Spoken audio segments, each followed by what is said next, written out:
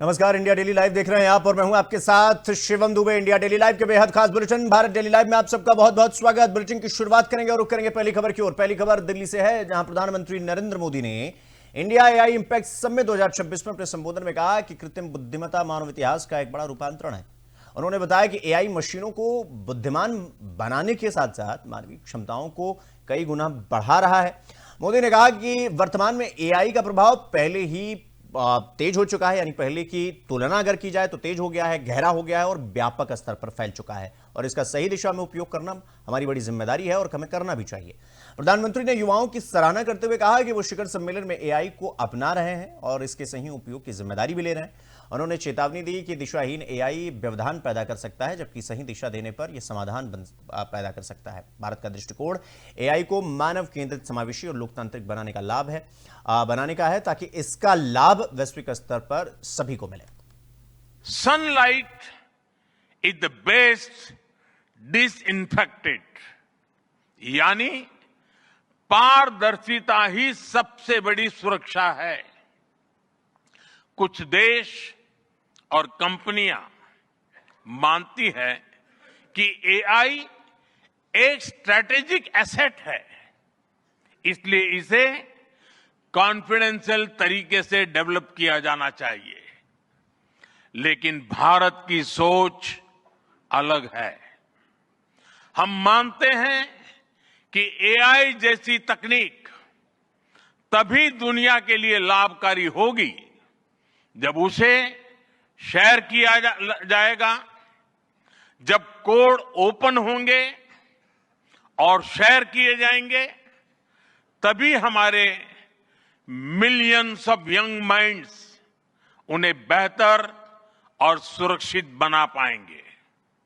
इसलिए आइए हम ये संकल्प लें कि एआई को ग्लोबल कॉमन गुड के रूप में विकसित किया जाएगा। दो तरह के लोग हैं, एक जिन्हें एआई में भय दिखता है, वो हमेशा वैसी बात करते हैं। ऐसे लोग जिन्हें एआई में भय दिखता है, और दूसरे वो जिन्हें एआई में भाग्य दिखता है। और साथियों, मैं जिम्मेवारी के साथ कहता हूं, गर्व के साथ कहता हूं, हमें भय नहीं, भारत को एआई में भाग्य दिखता है, भारत को एआई में भविष्य दिखता है। हमारे पास टैलेंट भी है, एनर्जी कैपेसिटी भी है और पॉलिसी क्लैरिटी भी है। और मुझे आपको ये बताते हुए खुशी है कि इस समिट में 3 भारतीय कंपनियों ने अपने एआई मॉडल्स और एप्स लॉन्च किए हैं। ये मॉडल्स हमारे यूथ के टैलेंट को दिखाते हैं और भारत जो सॉल्यूशंस दे रहा है उसकी डेप्थ और डाइवर्सिटी का भी प्रतिबिंब है।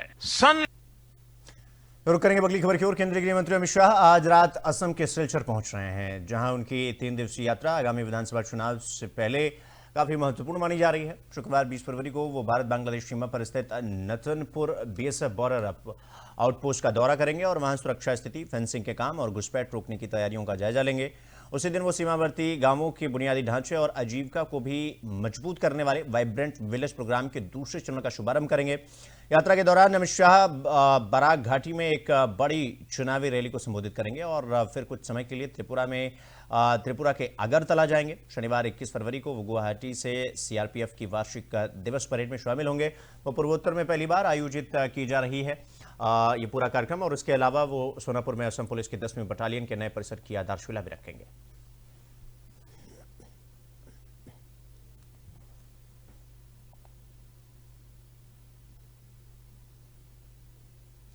तो अगली खबर दिल्ली से है, जहां केंद्रीय मंत्री चिराग पासवान ने इंडिया एआई इंपैक्ट समिट 2026 में गलगोटिया विश्वविद्यालय विवाद पर बड़ा बयान दिया। उन्होंने कहा कि किसी अन्य देश के आविष्कार का प्रदर्शन करना और उस पर स्वामित्व का दावा करना गंभीर चिंता का विषय है।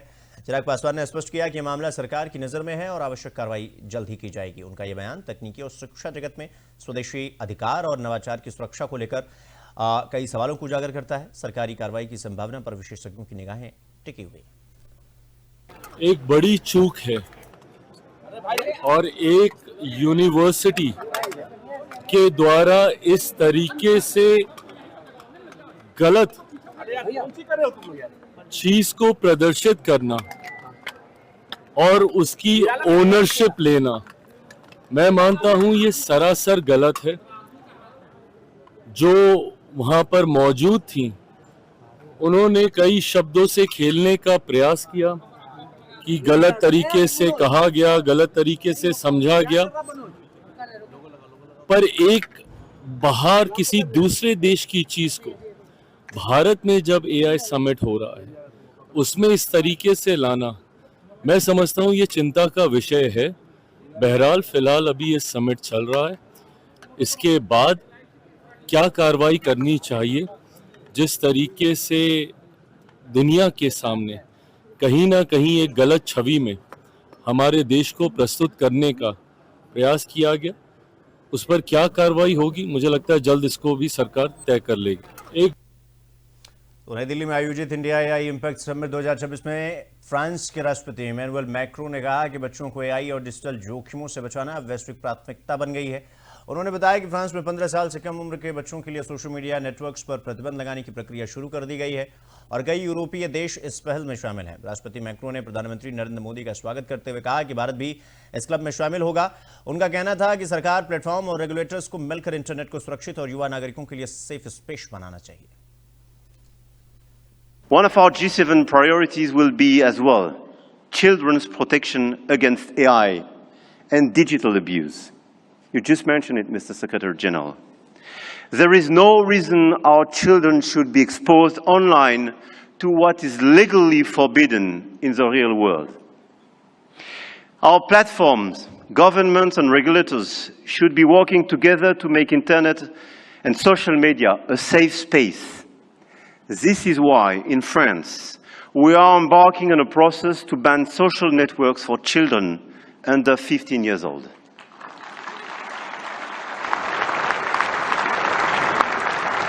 And we are committed here in this journey with a lot of several European countries being present here today. Greece, Spain. I know, Mr. Prime Minister, you will join this club. And this is a great news that India will join such an approach in order to protect children and teenagers. One of our तो मुंबई में आज एक खास मुलाकात देखने को मिली जब cricket के महानायक सचिन तेंदुलकर अपनी पत्नी अंजलि के साथ महाराष्ट्र के उप मुख्यमंत्री एकनाथ शिंदे से उनके आधिकारिक आवास नंदनवन में मिले। इस मुलाकात का मकसद बेटे अर्जुन तेंदुलकर और सानिया चंदोक की शादी का औपचारिक निमंत्रण देना था। जानकारी के मुताबिक शादी 5 मार्च 2026 को मुंबई में होगी और रस्में 3 मार्च से शुरू होंगी। सानिया मुंबई के उद्योगपति रवि घई की पोती हैं और इससे पहले सचिन प्रधानमंत्री नरेंद्र मोदी, राष्ट्रपति द्रौपदी मुर्मू, सोनिया गांधी और राहुल गांधी को भी व्यक्तिगत रूप से निमंत्रण दे चुके हैं। ये शादी खेल और राजनीतिक जगत की बड़ी हस्तियों की मौजूदगी के चलते खास चर्चा में है।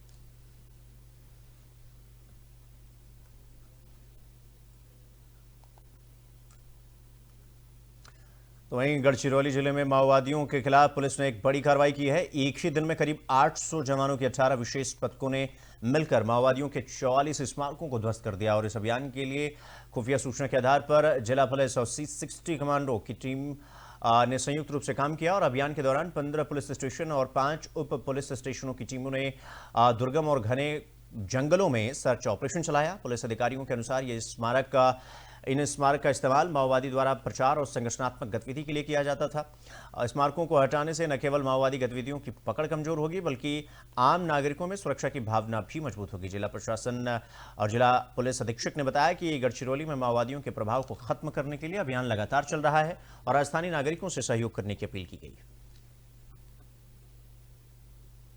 गढ़चिरौली में माओवादियों के जो स्मारक थे उसको गढ़चिरौली के 800 पुलिस दल ने और 18 पथक दलों ने निस्तनाबूद कर दिया। चूंकि पुलिस को ये जानकारी मिली थी कि जंगली एरिया में, गढ़चिरौली के जंगल क्षेत्र में जो माओवादी है उन्होंने स्मारक बना के रखी थी। जैसे ही यह बात, ये जो खबर है पुलिस को मिलने के बाद में पुलिस के 18 पथक दल और 800 पुलिस कर्मियों ने जंगल की ओर कूच किया और जो भी माओवादियों के जो बनाए हुए जो स्मारक थे उसे जमींदोज कर दिया। चूंकि ये अपने आप में बहुत बड़ी कार्रवाई है, चूंकि माओवादियों की कमर तोड़ने के पीछे महाराष्ट्र पुलिस लगातार काम कर रही है। चूंकि यह बहुत बड़ी कार्रवाई थी जिसमें 800 से अधिक पुलिस वालों ने हिस्सा लिया। गढ़चिरौली से कैलाश सुगंध।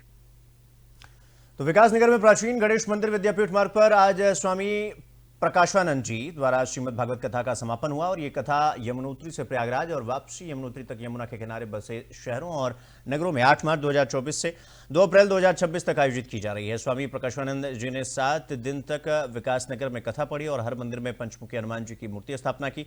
उन्होंने कहा कि वो यमुना के किनारे जहां भी जाते हैं वहां से जल लाते हैं और इसे दिखाते हैं कि यमुना नदी किस कदर मैली हो चुकी है, जिसमें कूड़ा, गंदा पानी और सीवरेज मिलाया जा रहा है। इस अभियान के माध्यम से उन्होंने लोगों को नदी की सफाई और संरक्षण के महत्व की जानकारी दी। इसके बाद कथा का क्रम शर्मा फार्म हाउस में 103 कथा के साथ जारी रहेगा। इस कथा का आरंभ 8 मार्च 2024 महाशिवरात्रि के दिन ये कथा प्रारंभ हुई है और यमुनोत्री जानकी चट्टी से कथा का आरंभ हुआ था। हम लोग यमुनोत्री से लेकर वृंदावन होते हुए चतुर्मास 4 महीने वृंदावन रहकर और 2 महीने प्रयागराज कथा करके फिर पुनः पूरी यमुना जी की परिक्रमा करते हुए पुनः चतुर्मास ब्रज में करते हुए वापस अभी 102 कथा का विराम आज हुआ है। अभी 6 कथाएं मात्र शेष है और उन 6 कथाओं में अगली कथा आपके जीवनगढ़ में है, शर्मा फार्म में, उसके बाद बड़वाला है, फिर नौगांव है, फिर गगनानी है, फिर हनुमान चट्टी है और रामनवमी से लेकर के पूर्णिमा तक, चैत्र पूर्णिमा हनुमान जयंती तक अंतिम कथा पुनः खरसाली सोमेश्वर महादेव मंदिर में इस कथा का विराम हुआ। तो झालावाड़ जिले के डग पुलिस ने अवैध मादक पदार्थ तस्करी के खिलाफ कार्रवाई की है और पुलिस ने एक खेत में लहसुन की फसल की आड़ में उगे अफीम के पौधे जब्त किए। आरोपी खेत मालिक बद्रीलाल पुत्र पोरालाल निवासी डग को गिरफ्तार किया गया है। थाना प्रभारी भंवर सिंह के अनुसार जब्त किए गए अफीम के पौधों का वजन 16 किलो 705 ग्राम है। बद्रीलाल के खिलाफ एनडीपीएस एक्ट के तहत प्रावधानों के तहत मामला दर्ज कर अनुसंधान शुरू कर दिया गया है। पुलिस ने कहा कि इस कार्रवाई से क्षेत्र में अवैध मादक पदार्थ तस्करी का नेटवर्क प्रभावित होगा।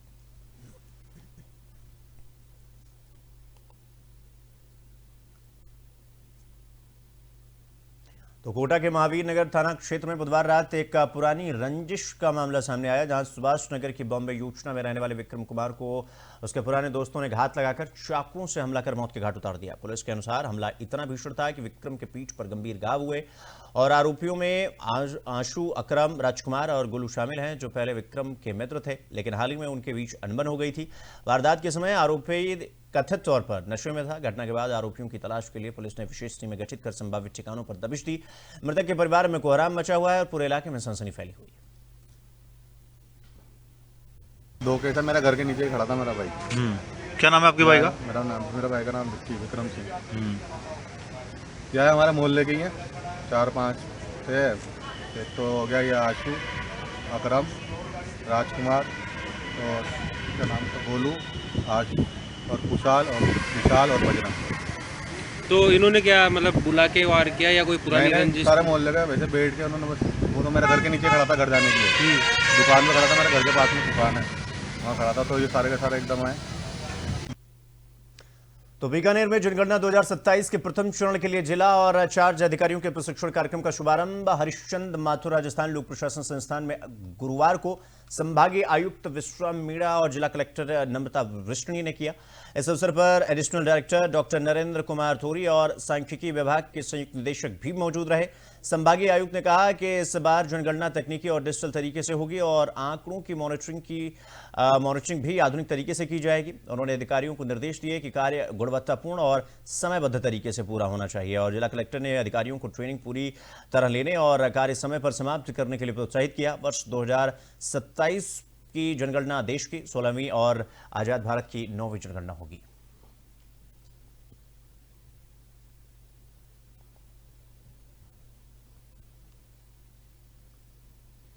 तो नागपुर में आधी रात एएनटीएस की टीम ने बड़ी कार्रवाई करते हुए 75 किलो गांजा यानी अवैध नशे की खेप के साथ आरोपी अब्दुल वाहिद कुरैशी जो कि 40 साल का है उसको गिरफ्तार किया गया है। आरोपी का पता एनएमसी स्कूल के पास मानकापुर मकान नंबर 1178 बताया गया है। पुलिस के अनुसार जब्त गांजे की अनुमानित बाजारू कीमत करीब 18,77,200 रुपए। यह कार्रवाई रात 12:05 पर की गई। गुप्त सूचना के आधार पर जाल बिछाकर आरोपी को रंगे हाथों पकड़ा गया। प्रारंभिक जांच में पता चला कि आरोपी के खिलाफ पहले ही आपराधिक मामले दर्ज हैं उस पर और उसका संबंध बड़े एक ड्रग नेटवर्क से होने की आशंका है। फिलहाल पुलिस ये पता लगाने में जुटी है कि गांजा कहां से आया और इसे किसे सप्लाई किया जाना था और इस नेटवर्क में और कौन कौन शामिल है। नागपुर पुलिस ने इस कार्रवाई को मादक पदार्थ तस्करी के खिलाफ बड़ी सफलता बताया और कहा कि आगे भी सख्त कार्रवाई जारी रहेगी। आरएनटीएफ ने सबसे बड़ी कार्रवाई की है। देर रात मानकापुर के महानगर पालिका स्कूल के पास में तौसीफ अंसारी नामक जो व्यक्ति को पुलिस ने गिरफ्तार किया है। कार्रवाई अभी तक शुरू थी और उसके पास से करीबन 75 किलो से ज्यादा का मादक पदार्थ गांजा जब्त किया गया है, जिसकी अनुमानित जो कीमत है वो 18 लाख से ज्यादा बताई जा रही है। चूंकि आरोपी के खिलाफ इसके पहले भी एनडीपीएस ने मामला दर्ज किया था और सूचना प्राप्त होते ही जो है पुलिस ने जो है वहां पर रेड की, जिसमें प्रमुख रूप से जो है आरएनटीएफ के जो है अमूल कोलेकर थे, जिनके साथ में उनके सहयोगी दल ने जो है देर रात जो है रेड करी है और रेड में जो है एक आरोपी पकड़ा गया है। सूत्रों के अनुसार एक आरोपी जो है फरार बताया जा रहा है। चूंकि आगे की जांच जो है वो अभी पुलिस विभाग कर रही है। अब देखना यह होगा कि दूसरा आरोपी कब पकड़ में आता है। चूंकि मादक पदार्थों के लिए पुलिस विभाग ने मुहिम चला रखी है कि मादक पदार्थ मुक्त नागपुर को करना चाहते हैं। उसी में ये सबसे बड़ा ये कल जो है कार्रवाई जो है तो कल देर रात में की गई है। आरएनटी तो अगली खबर डिडवाना से है, जहां लांडनू उपखंड के निम्बी जोधा टोल प्लाजा के पास सीकर जा रही कार अचानक आग के गोले में तब्दील हो गई। कार चला रहे अकोड़ा निवासी लक्ष्मण सिंह ने समय रहते कार रोकी और बाहर कूदकर अपनी जान बचाई। हादसा निम्बोड़ा से सीकर जाते समय हुआ। कार के आगे से धुआं उठते ही आग विकराल रूप ले ली और मौके पर निम्बी जोधा थाना पुलिस और एनएचएआई की टीम पहुंची और फायर ब्रिगेड को सूचित किया। दमकल की गाड़ियों ने कड़ी मशक्कत के बाद आग पर काबू पाया, लेकिन तब तक कार पूरी तरीके से जलकर खाक हो चुकी थी। सौभाग्य से चालक सुरक्षित बाहर निकल गया था, जबकि वाहन पूरी तरीके से नष्ट हो गया।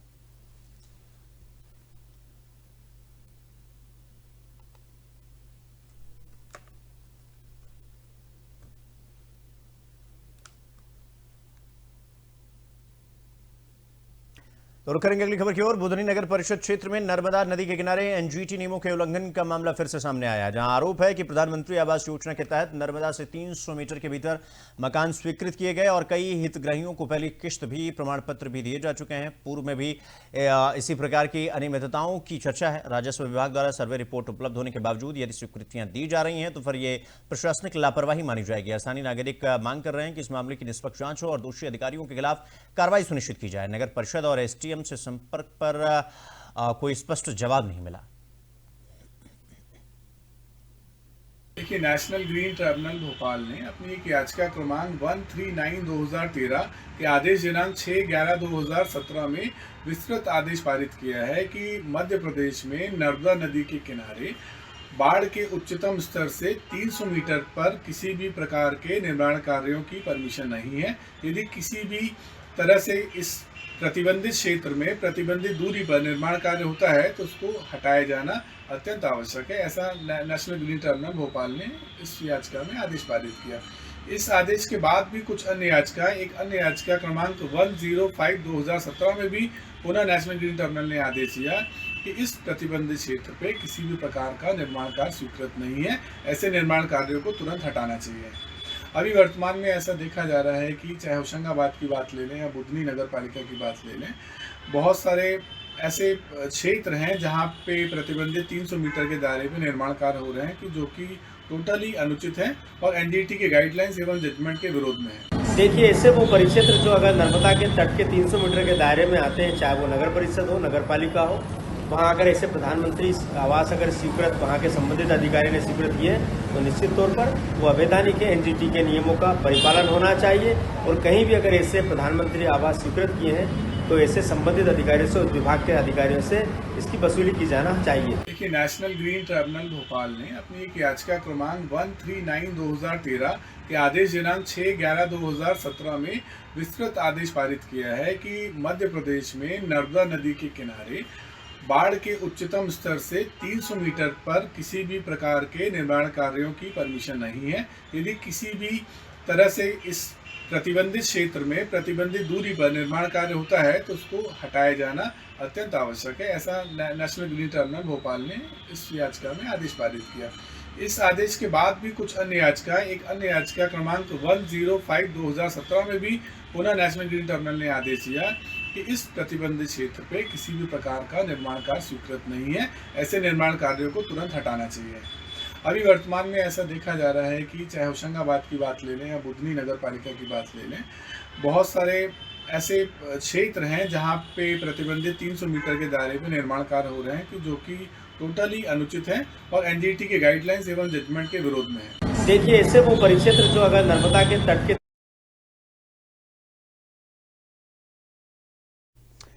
तो इस खबर पर हमारे साथ प्रभात कुमार यादव, एनजीटी वकील, जबलपुर हमारे साथ जुड़ गए हैं। प्रभात जी, आपका बहुत बहुत स्वागत। ये जो नर्मदा किनारे एनजीटी नियमों की अनदेखी का मामला सामने आया है, प्रभात जी पहले तो ये क्या मामला है, क्या आपत्ति है, क्या समस्या, थोड़ा विस्तार करिए, इसको थोड़ा विस्तार से बताइए। जी। देखिए, नेशनल ग्रीन ट्रिब्यूनल और उच्च न्यायालय के ऐसे बहुत सारे आदेश हैं जो ये कहते हैं कि नर्मदा नदी के हाई फ्लड लेवल से 300 मीटर तक कोई भी निर्माण कार्य नहीं किया जा सकता है। उच्च न्यायालय जबलपुर ने अपने पूर्व के एक आदेश जो कि WP नंबर 7229/2013 आदेश दिनांक 13/12/2013, इस आदेश के पैरा क्रमांक 2 में ये विस्तृत तौर से विवरण किया है, आदेश किया है कि नर्मदा नदी के 300 मीटर भी हाई फ्लड लेवल 300 मीटर तक किसी भी प्रकार का निर्माण कार्य नहीं होना चाहिए। और ऐसे निर्माण कार्य जो कि 1 दिसंबर 2008 के पहले के हैं, उस निर्माण कार्य को यथास्थिति रहेगी, पर उसके बाद 1 अक्टूबर 2008 के बाद किसी भी प्रकार से नर्मदा नदी के किनारे 300 मीटर पर किसी भी तरह से निर्माण कार्य नहीं हो सकता। यदि किसी ने किया है तो इस प्रकार के निर्माण को तुरंत डिमोलिश करना चाहिए। इस प्रकार के आदेश माननीय उच्च न्यायालय ने दिए हैं अपनी कुछ याचिकाओं में। माननीय नेशनल ग्रीन ट्रिब्यूनल ने भी रिवर कंजर्वेशन के लिए बहुत सारे आदेश पारित किए हैं। आदेश का एक ही उद्देश्य है कि प्राकृतिक संसाधनों का संरक्षण हो और मां नर्मदा को संरक्षित किया जाए एवं इस पे जो भी निर्माण कार्य हो उसको हटाया जाए ताकि मां नर्मदा की अविरल धारा हमेशा बहती रहे। नहीं तो प्रभात कुमार जी, अगर सब कुछ सबको पता है, अगर कोर्ट का इसमें हस्तक्षेप है, कोर्ट ने पहले ही सब कुछ कर रखा है, आदेश दे रखा है, तो फिर ये निर्माण कार्य हो कैसे जाता है? मुझे तो ये नहीं समझ में आता है। मतलब जब सबको पता है गाइडलाइन क्या है, तो फिर उसके बाद उसके इतर जाके निर्माण कराना और उसके बाद फिर कोर्ट को हस्तक्षेप करना, फिर ये तो समझ ही नहीं आता ना 3 में ना 13 में। जी सर, मेरा ये इसमें कहना है कि जो भी नगरीय निकाय है, नगरीय प्रशासन विभाग है, वो अपने सक्षम अधिकारियों को शायद इस आदेश का पूर्णतः परिपालन नहीं कराता है या फिर इस आदेश की उनको अनभिज्ञता रहती है, इस आदेश से वो जानकार नहीं रहते हैं। इसीलिए इस प्रकार की घटनाएं सामने आ रही है मध्य प्रदेश में कि बहुत सारे नगरीय निकाय अपने शासकीय आवासों का निर्माण एवं जो भी सरकारी योजना है उनका निर्माण कार्य 300 मीटर की परिधि में कर रहे हैं। हमारे संज्ञान में जो कोई भी मामला आता है तो हम तुरंत ही उच्च न्यायालय जबलपुर या फिर नेशनल ग्रीन ट्रिब्यूनल की सहायता लेते हैं एवं वहां पे परिवाद दायर करते हैं और इस प्रकार के हो रहे कंस्ट्रक्शन को तत्काल हटाने की मांग करते हैं। जी प्रभात जी, बहुत बहुत धन्यवाद आपका हमसे जुड़ने के लिए और इस खबर पर विस्तार में हमसे बातचीत करने के लिए। नर्मदा के किनारे एनजीटी नियमों की अनदेखी, मतलब अब ये कहा जा रहा है कि भाई अगर हाईकोर्ट का हस्तक्षेप हुआ, हाईकोर्ट ने कहा कि भाई 1 अक्टूबर 2008 के बाद से अगर कोई वहां पर निर्माण कार्य करवा रहा है 300 मीटर के दायरे में, तो फिर उसे वो खाली करना होगा, उसे हटाना होगा। लेकिन सवाल ये हो जाता है कि भाई अगर सब कुछ हाईकोर्ट का हस्तक्षेप पहले ही हो चुका है, सब कुछ हो चुका है, तो फिर उसके बाद निर्माण कार्य हो कैसे जाता है? इसी को लेकर प्रशासन की नीति पर और नियति पर दोनों पर सवाल खड़ा हो रहा है, एक के बाद एक। लोग कह रहे हैं कि भाई सब कुछ अगर सबको पता है तो फिर दिक्कत कहां है? लेकिन उसके बाद भी ये हंगामा, इसका मतलब है कि सब कुछ ठीक नहीं चल रहा है और इसीलिए एनजीटी के जो नियम है वो उनको अनदेखी किया जा रहा है और हमारे साथ गोपाल शर्मा प्रवक्ता हैं जिला कांग्रेस कमेटी के सीहोर से हमारे साथ जुड़ गए हैं। गोपाल शर्मा जी, आपका बहुत बहुत स्वागत इंडिया डेली लाइव पर। सबसे बड़ा सवाल कि नर्मदा के किनारे एनजीटी नियमों की अनदेखी हो रही है, क्या कर रहे हैं आप लोग, क्या कुछ आप लोग का आरोप है, थोड़ा विस्तार से बताइए गोपाल जी। 100% एनजीटी अगर नहीं होती तो पर्यावरण, नदियां और हरित पहाड़ ये सुरक्षित नहीं रखते। पूरी तरीके से ईमानदारी से एनजीटी प्रकृति के प्रति, हरित क्रांति के प्रति, नदियों के प्रति और प्रकृति संरक्षण के प्रति जागरूक है। लेकिन दुर्भाग्य की मध्य प्रदेश सरकार उस मामले में पूरी ईमानदारी से एनजीटी को मदद नहीं कर रही है ना। एनजीटी के नियम कहते हैं कि 304 मीटर या 400 मीटर के दायरे में किसी प्रकार से कोई निर्माण नहीं होना चाहिए। मध्य प्रदेश की सरकार हितग्राही मूलक योजना में बहुत सारे हितग्राहियों को प्रधानमंत्री आवास दे रही है। रेत खनन का मामला हो या किसी और पहाड़ तोड़ने की बात हो, खनन की बात हो, अवैध खनन की बात हो, एनजीटी जहां रोक लगाती है वहां मध्य प्रदेश सरकार पूरी तत्परता से, ईमानदारी से वहां काम नहीं करती है। यही दुर्भाग्य है। नहीं तो गोपाल शर्मा जी, अगर इसमें हाईकोर्ट का हस्तक्षेप भी हुआ, 300 मीटर के दायरे में कोई निर्माण नहीं हो सकता है, लेकिन बावजूद अगर निर्माण हो रहा है और इस तरह की चीजें आ रही हैं सामने, तो फिर सवाल किससे किया जाए? क्योंकि प्रशासन को कह रहे हैं भाई वो तो अनदेखी कर रहे हैं, या फिर उन्हें पता ही नहीं है कि कब निर्माण हो जा रहा है।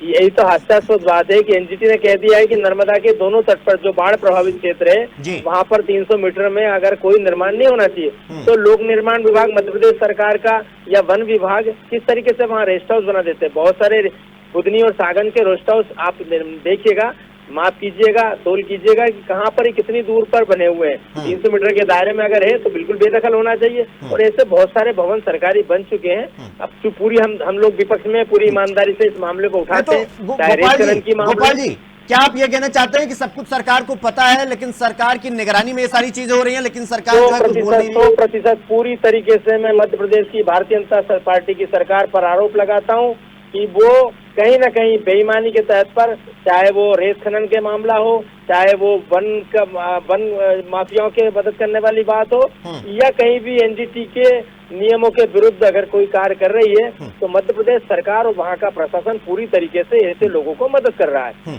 तो गोपाल जी, तो आप क्या चाहते हैं, पूरा इस मामले की जांच हो या आप लोग और 2 कदम आगे बढ़ना चाहते हैं? आप लोग क्या चाहते हैं? जांच से क्या होता है, मध्य प्रदेश की सरकार क्या जांच करेगी, लेकिन पूरी ईमानदारी से, तत्परता से एनजीटी एनजीटी और ऐसे बहुत सारे संस्थान है प्रकृति प्रेमी अगर इस मामले को अगर न्यायालय तक ले जाए तो निश्चित तौर पर मध्य प्रदेश की सरकार जागेगी और एनजीटी के इस मामले में या बाढ़ नर्मदा क्षेत्र में जो जिस तरीके से एनजीटी के नियमों की अनदेखी हो रही है उस पर कार्रवाई होगी और रोक लगेगी। ठीक है गोपाल जी, बहुत बहुत धन्यवाद आपका हमसे जुड़ने के लिए और बातचीत करने के लिए। लेकिन नर्मदा के किनारे एनजीटी नियमों की अनदेखी हो रही है। लोग कह रहे हैं कि भाई इसकी निष्पक्ष जांच होनी चाहिए और अब देखना है कि जांच होती है या फिर इसे भी ठंडे बस्ते में डाल दिया जाता है। रुक करेंगे अगली खबर की ओर। वर्धा के पुलगांव डिपो के सुदृढ़ीकरण में विधायक राजेश बखारे ने लगातार उनका जो प्रयास था वो रंग लाया। महज 6 महीने में डिपो को 10 नई बसें मिली। आज देवली बस स्टैंड पर 2 नई बसों का उद्घाटन किया गया। कार्यक्रम की शुरुआत छत्रपति शिवाजी महाराज की तस्वीर के पूजन से हुई और उपस्थित गणमान्य लोगों ने जनसेवा की भावना विकसित करने का संकल्प लिया। उद्घाटन समारोह में पूर्व सांसद रामदास जी तड़स, डिपो प्रमुख सूरज भोबड़े, स्थानीय प्रतिनिधि और बड़ी संख्या में यात्री मौजूद थे। नई बसों से ग्रामीण इलाकों में छात्र, किसान और मजदूर और महिला यात्री बेहतर सुविधा का लाभ उठा पाएंगे। डिपो की पुरानी बसों पर दबाव कम होगा और शेड्यूल को नियमित रखना आसान होगा।